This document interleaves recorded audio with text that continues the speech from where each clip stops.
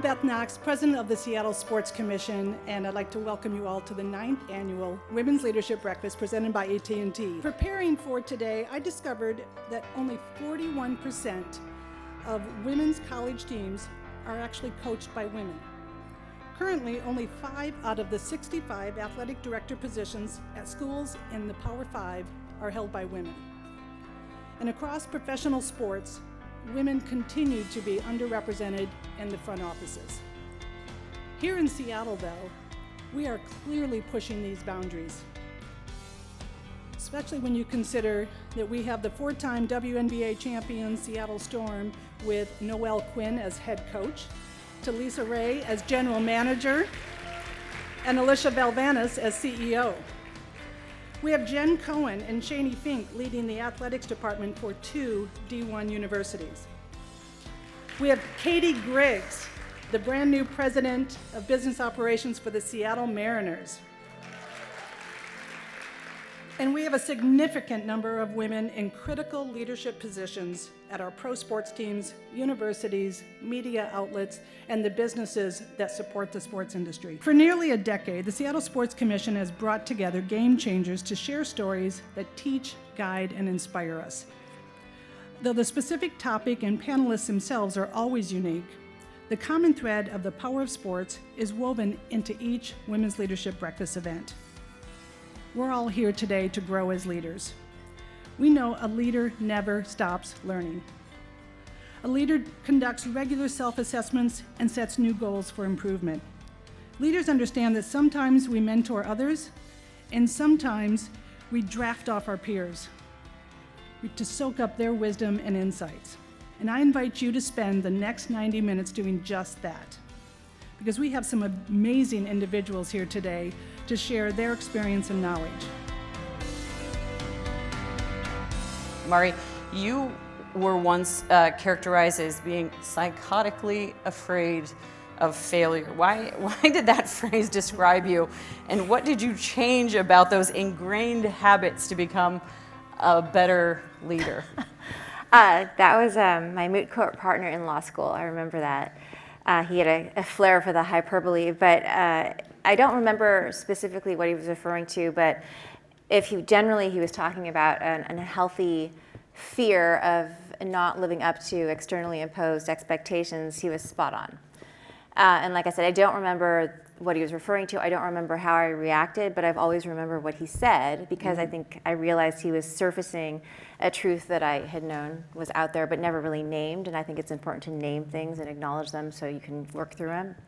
I don't think it's uncommon. I think kids, young people, there's a lot of pressure now. There has been pressure in the past. If you start achieving in sports or school or music and you are on this track and expectations form both from others and for yourself, that can be a really good thing. I mean, competition and trying to achieve is a good thing, but when it becomes so wrapped up in your identity that is unhealthy, then it's really self-limiting. And it's important to know that we all fail. You have to fail. The word is, maybe not the right word, but you have to make mistakes and do things differently than people expect you to in order to move forward and get better. Talia, it takes mental fortitude to not be overcome by fear. So how has sports helped you develop maybe a solution-based mindset?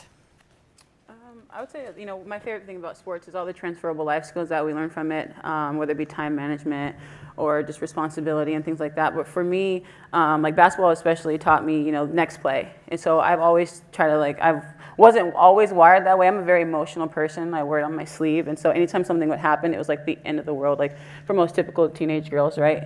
And so I had a lot of coaches and a lot of great people in my life and in my corner that were always telling me okay, next thing, my basketball players out here, as soon as you don't have time to celebrate or be upset about any particular play because basketball's quick. Like you turn the ball over, you got to sprint back. So I've tried to take that mindset into everything that I do and just understand dwelling on something doesn't do anything but make it worse or waste time, right, and energy. So I always try to think next play, and whether that's at work or in life, in the gym when you're on the treadmill, you're trying to break the increments up. I just keep telling myself next play, next thing, and that's definitely helped me stay focused and be really intentional with my planning, and just bouncing back. I think that's a huge part of like life and leadership in general, because things are going to go wrong. And I had a coach who told me, control what you can control, right? And so if you can't control the past, right, none of us can. We probably wish we could, but we can't. So I have to always just be thinking of the next play and like find the solution to it, and then just learn from it and keep going. How do I get better at being a good leader for my team? So to the question of what does my team need versus what I may have needed, I think when I was an individual contributor, very type A personality, and I just wanted to be the best, right? And so what I needed then with my personality was, someone to sort of step back and let me go. And I do have people on the team like that, but my mindset is so different now. All I think about is what does my team need to be, each individual to be the best that they can be, and together, how can they be even better, right? And so, whereas I felt like as I was coming up, I needed someone to get out of my way, that's part of it, but it's also how do I set a vision and clear goals and give my teams the support they need to be excellent. Right? And how do I think about what their needs are that change every day? And you have such a diverse set of needs across teams. Game development teams are very diverse. You have coders and artists and designers and very different personalities, and motivating them and giving them the power to get to the goal that they want is a little bit different than just stepping out of the way.